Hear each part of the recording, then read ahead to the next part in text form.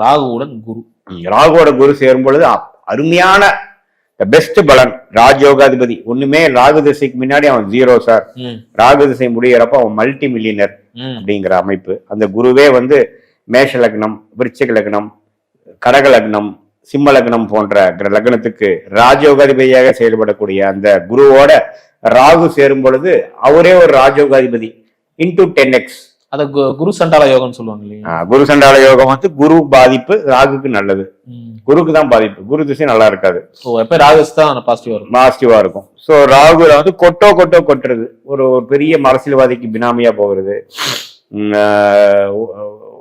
ஒண்ணுமே இல்லாம ஒரு இடத்துல கல்யாணம் பண்ணி ஒரு 100 கோடி சொத்துள்ள ஒரு அதிபர் சார், ஒரு பொண்ணே, ஒரே ஒரு பொண்ணு, அந்த பொண்ணை கல்யாணம் பண்ணி லவ் பண்ணி கல்யாணம் பண்ணிட்டேன்.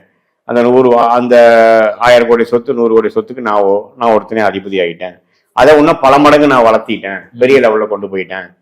ஸோ நாங்கள் பிறந்து 20 வயசு வரைக்கும் நான் 0.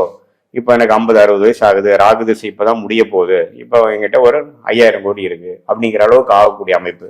அதெல்லாம் ராகு குரு சேர்ந்து அந்த குருவே யோகமான ஒரு கிரகமாக இருக்கும் பொழுது, இதே குரு வந்து துலா லக்னம், ரிஷப லக்னம் போன்ற ஒரு லக்னம் சுமாரான ஒரு அமைப்பை கொடுக்கக்கூடிய, கன்னி லக்னம், மிதுன லக்னத்துக்கு இருக்கக்கூடிய குரு போன்ற குருவோட சேர்ந்திருந்தா ராகு ஒரு மாதிரி சுமாரான பலன்களை, அப்பவும் நல்ல பலன் தான் இருக்கும்.